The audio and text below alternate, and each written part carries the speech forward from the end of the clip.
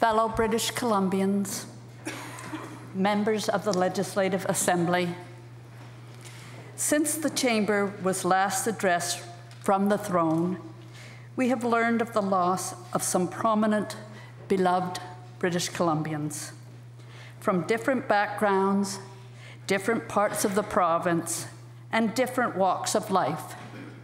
Their contributions were as diverse as the province they helped to build. They all helped make British Columbia a better place to live. I want to acknowledge some of them today.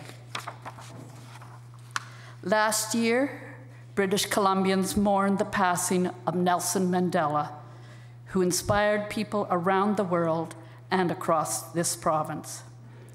We lost former members of the legislature, Harry Dejean, Agnes Cripps, Newell Morrison, and former Member of Parliament, George Whitaker. Members of this House suffered personal loss.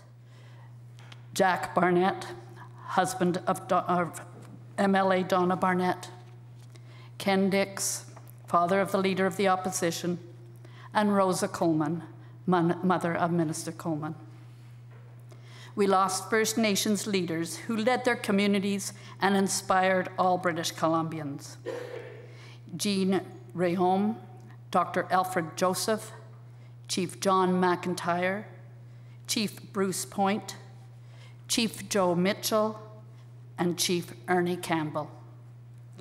People across British Columbia mourn the passing of those who served us all as activists, journalists, and municipal, community, and labor leaders.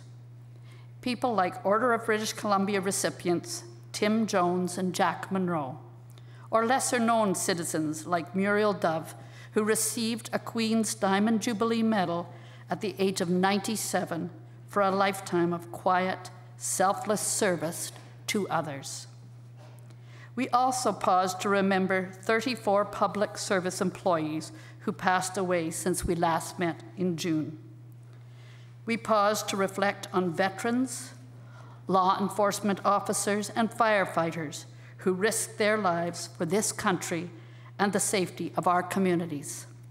Veterans like Tom Cove, who ran the Poppy Drive for 25 years, or Gim Wong, who in 1943, at the age of 22, was the youngest commissioned officer from the Chinese Canadian community, or police officers like Louis Beglaw, who died on duty in West Vancouver, and Terry Albrecht, who blazed a trail for female officers in her profession.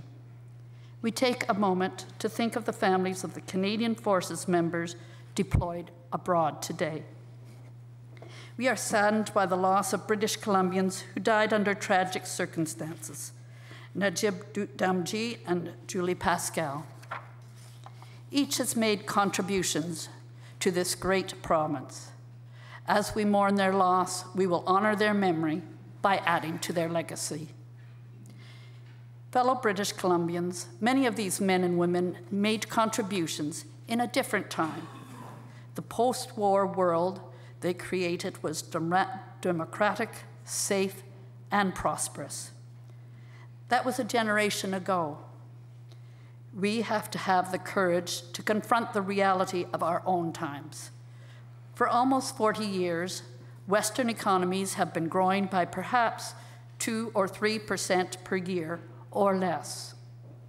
Western governments face a stark choice: to manage decline and spend themselves into bankruptcy, or find new ways to grow the economy. Too often, leaders have said they were in favor of economic development, but put off making decisions. Too often, leaders have exchanged purpose for process. Growing the economy, economic development, means getting to yes. To follow through on economic development, you need a plan.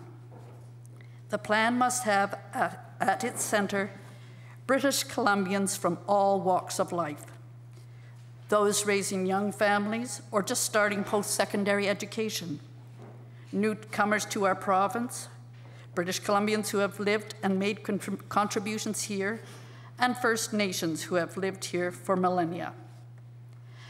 Economic development is about creating more opportunities for everyone, lifting people out of poverty and allowing all citizens to reach their enormous potential. Building on the BC Jobs Plan, your government's plan to grow the economy has 5 points. First, to control spending and remain committed to fiscal responsibility. Second, to open new markets and attract new investment. Third, to leverage our existing strengths. Fourth, to realize the incredible opportunity of LNG. And fifth, to prepare British Columbians to be first in line for job opportunities through skills training. The first step is controlling spending and keeping government small. British Columbians have to prioritize, make choices, and balance their own budgets. They expect no less from their government. In June, I called the House back immediately after the provincial election. The members debated and passed the balanced budget. Controlling spending also means cost certainty and labour stability for taxpayers. This government has reached 4 labour agreements. Once ratified, these would cover almost 1/3 of the public sector. I want to thank everyone involved in this process, including the negotiators and labour leaders. Because of your efforts, British Columbians know that government spending will not spiral out of control. And because of you, union members have a direct financial stake in growing the economy. Your government will continue to negotiate with unions for longer-term labour peace across all other public sectors. Fiscal responsibility is the foundation upon which we build our future. The next step is attracting new investors and opening up new markets. Doing that creates jobs here at home. For Canada's Pacific Gateway, the future lies in trade with the growing economies of Asia. And in November, the Premier led her 4th international trade mission. The team was truly Team British Columbia, as it included leaders from every sector and region of our province, municipal and regional governments, trade unions, business, education, and First Nations. The hard work is paying off. Last year, British Columbia broke a record for lumber exports to China. This happened because of the joint efforts of industry and the provincial government to solidify trade relationships. This model is a blueprint for success we will follow with the mining and the agricultural industries. British Columbia also became the first foreign government to issue bonds in the China RMB market, a vote of confidence that will not soon be forgotten by our partners in the world's fastest growing economy. A vote of confidence that will pay dividends with trade and jobs here in British Columbia. One of the hallmarks of your government has been its determination to eliminate unnecessary and duplicate regulations in government. In 10 years, this has resulted in cutting over 150,000 regulations and unnecessary red tape. The core review, which is already underway, will identify further steps to make sure your government is efficient and structured for success. In British Columbia, economic development has traditionally been led by the hard-working men and women in small communities in our resource industries. And because of our resource industries, BC outperforms expectations. When our resource industry thrives, all British Columbians benefit, right across the province. Forestry and mining alone employ more than 86,000 British Columbians and generate billions of dollars in economic activity and revenue. Your government can and will do more. Under the BC Jobs Plan, This government is committed to enabling the opening of another 6 mines and expanding 9 more by 2015. 2 new mines are open, including the first metals mine in a decade. Major expansions have been approved for another 6. Technology is already BC's 3rd largest industry, with major hubs in Victoria, Vancouver, and Kelowna.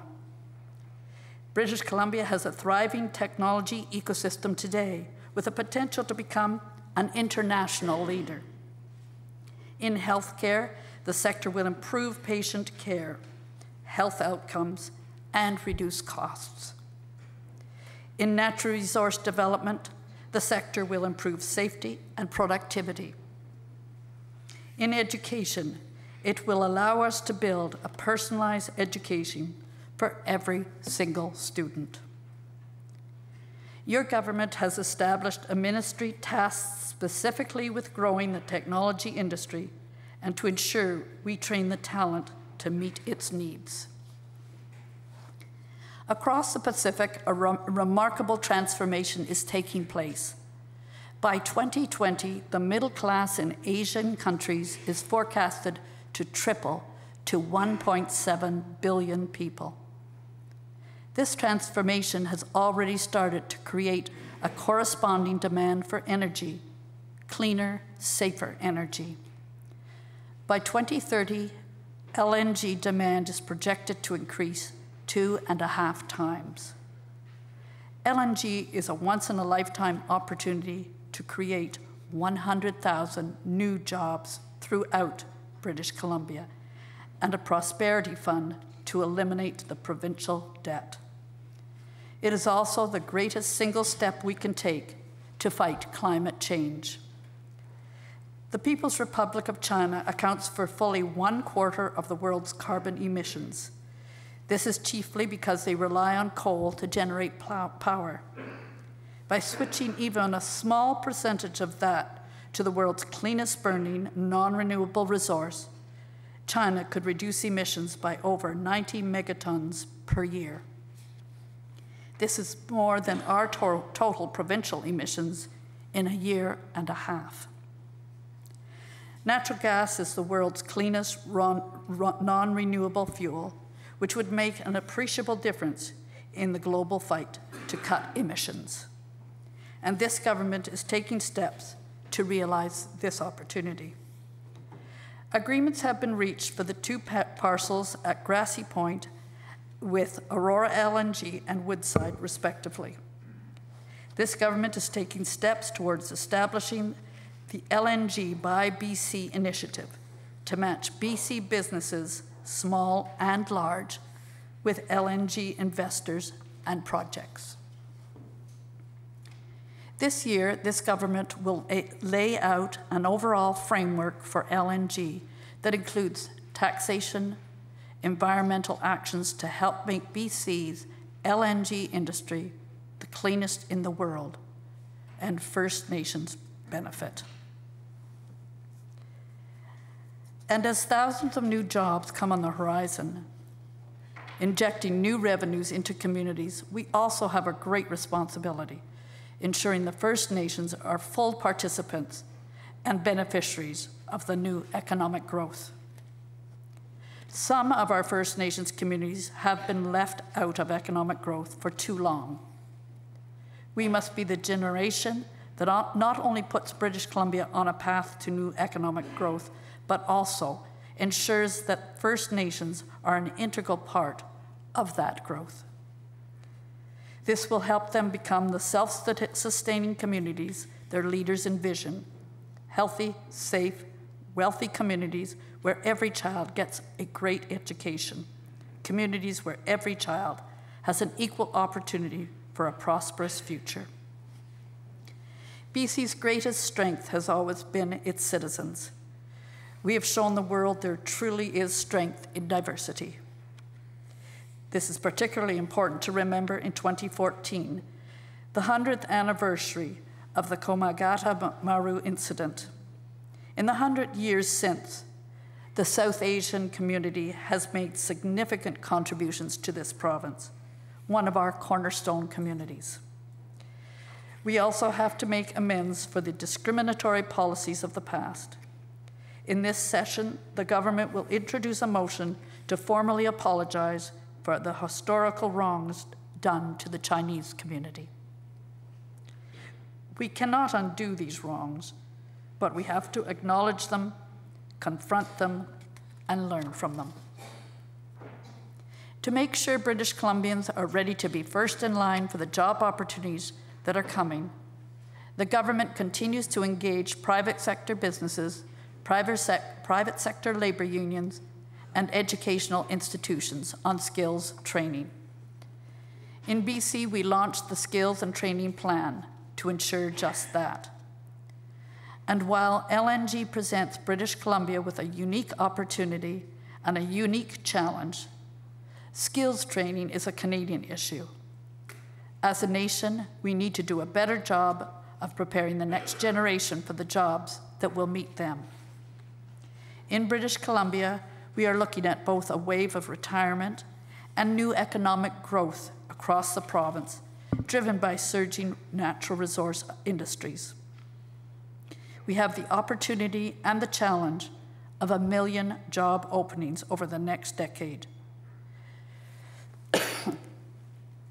We need to improve the number and quality of trades and technical graduates.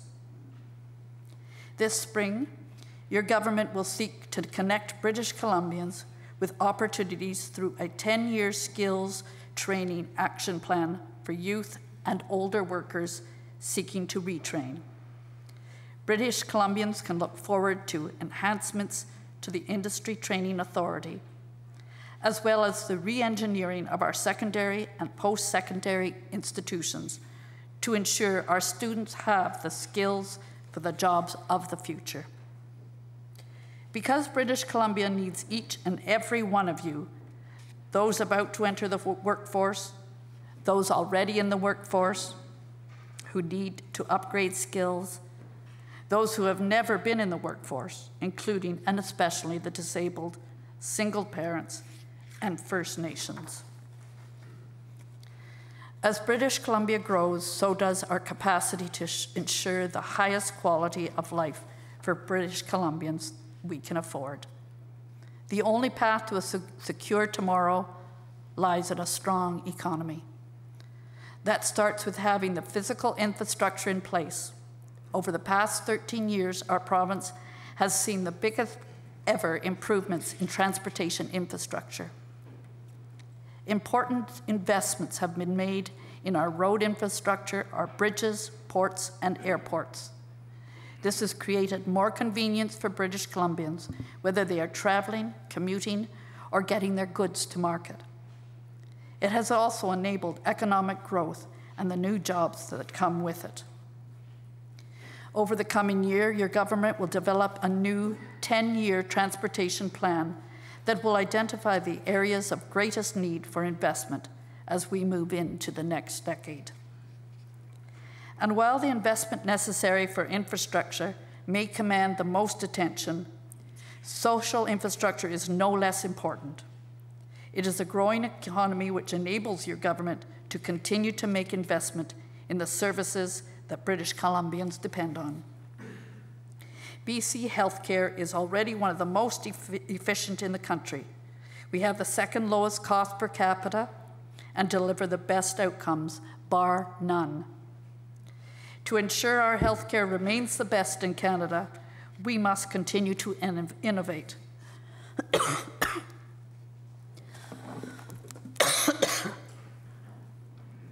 Excuse me.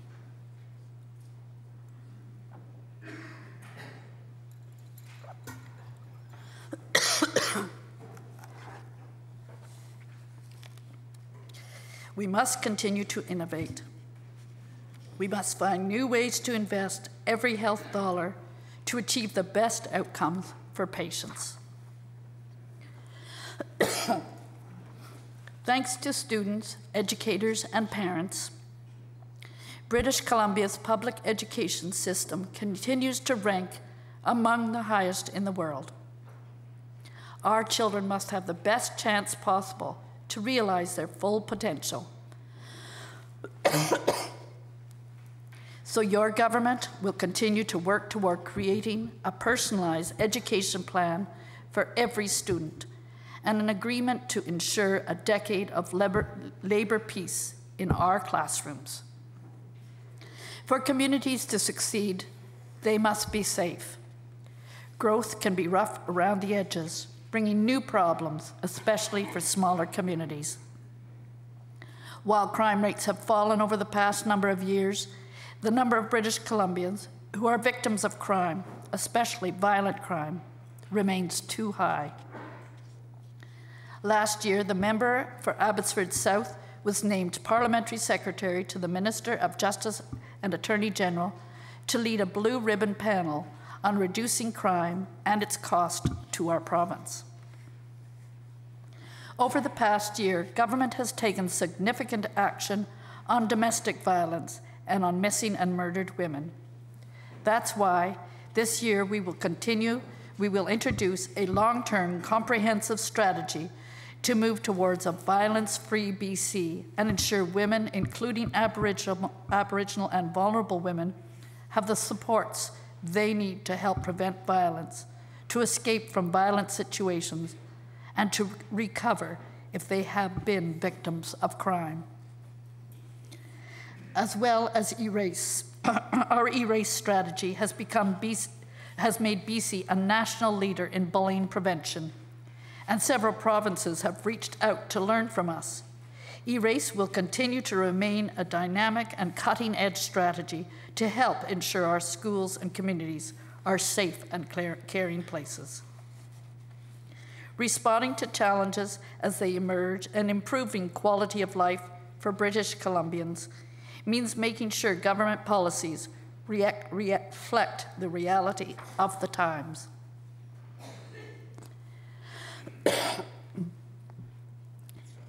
It means making common sense changes to antiquated rules to reflect the way British Columbians actually live. After hearing from over 76,000 British Columbians about modernizing BC's liquor laws, your government will enact the changes that you have suggested. In this coming session, legislation will be passed to reform liquor policy to give consumers greater convenience, protect health and safety, and give business new opportunities to grow. From vineyards in the Okanagan to craft breweries on Vancouver Island to small businesses across our province, modern rules will set the table to grow our economy and create jobs. As well, British Columbians have had no meaningful legislative reform to protect our precious groundwater supply for more than a century. After 4 years of detailed consultations with British Columbians, your government is ready to introduce a new Water Sustainability Act to help ensure that our water stays healthy and secure for future generations. We were among the first jurisdictions in the world to account for the real cost of carbon with a carbon tax. Last year, the governments of California, Oregon, and Washington states followed our lead and signed the Pacific Coast Action Plan. Working collaboratively, we will help them develop or improve carbon pricing programs, merge standards on low-carbon fuels, and work together to embrace clean energy. And this government will continue to stand up for British Columbians with our 5 conditions for any new or expanded heavy oil pipeline. It is an articulation of the way we do business in BC, responsibly.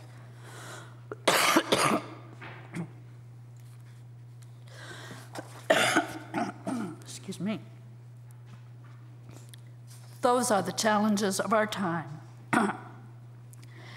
And as one great leader once said, we choose to do this not because it will be easy, but because it is hard, because it will serve to organize and measure the best of our energies and skills, because that challenge is one we are willing to accept, one we are unwilling to postpone, and one which we intend to win. John F. Kennedy said those words more than 50 years ago. The central challenge facing that generation was different. They lived in a period of incredible growth. They could afford to go to the moon. The challenge facing our generation may be less dramatic, but it is no less important.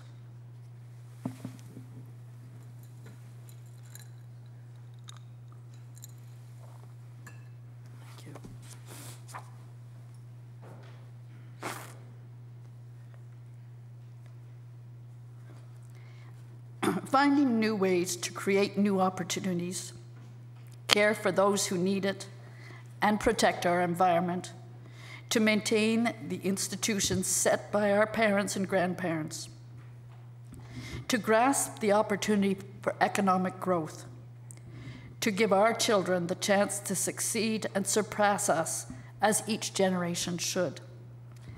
In 2013,